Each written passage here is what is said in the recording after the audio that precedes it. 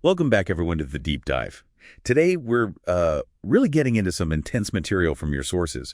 We're looking at the Mark of the Beast, 6666, specifically the timing and how it's enforced. Our goal, really, is to unpack the exact conditions, the precise timeline these texts lay out.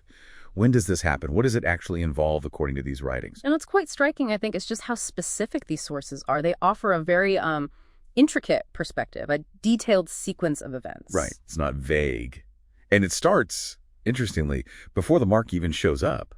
Your sources describe this period of just, immense global suffering. Catastrophic levels. We're talking about a quarter of the global population dying, war, famine, plague, even government oppression listed as causes. And that's not all, is it? After that initial wave, there's more. Yeah, then the texts describe a further hit to resources. 1/3 of agriculture, marine life, water sources, even sunlight diminishing. It triggers a severe food crisis, widespread conflict. That sounds designed to break people down. Well, that seems to be the implication in the texts. There's even this horrifying 5-month period mentioned, like a scorpion sting, where people apparently can't even find relief in death.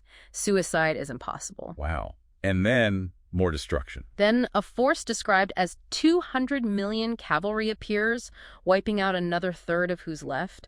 The scale is just staggering. The sources suggest the suffering is sort of stage setting. Stage setting for the beast's arrival. Exactly. After all that devastation, the beast figure emerges, and the sources mark a specific start point for the final phase. They call it the last one ire.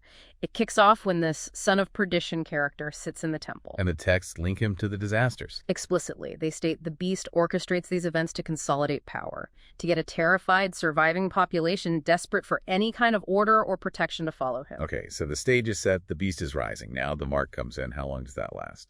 This is really central. The texts specify a period, 42 months, exactly.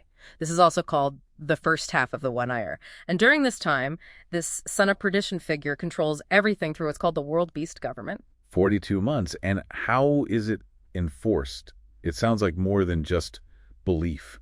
Oh, it's very practical, according to these sources. There's a false prophet, also identified as the beast from the earth, and priests of a world beast religion.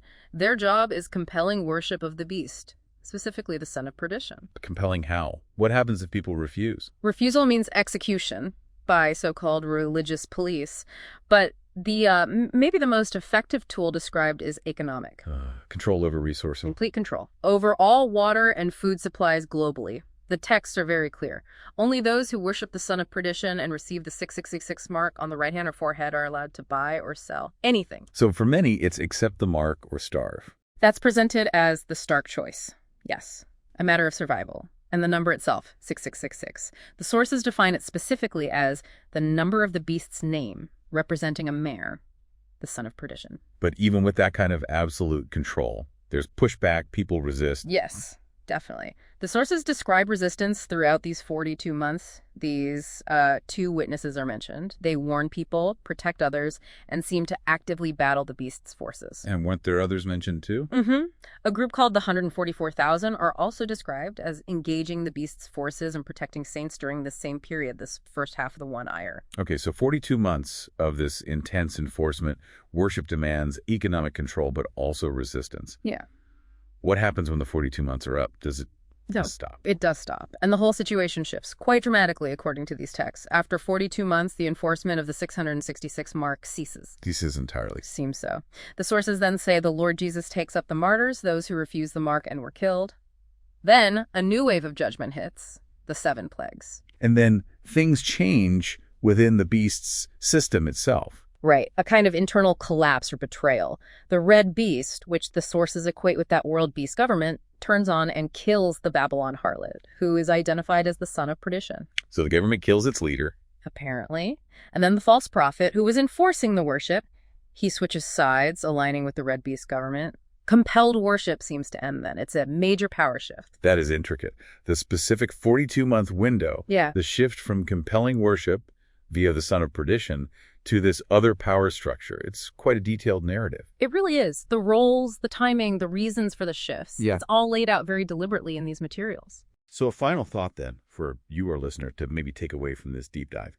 Considering this detailed account from the sources, how might this interplay of power, basic survival needs, and deeply held spiritual beliefs, how might that framework make you think about potential future challenges, societal pressures, and the kinds of choices individuals might face? Something to reflect on. Join us next time for another deep dive.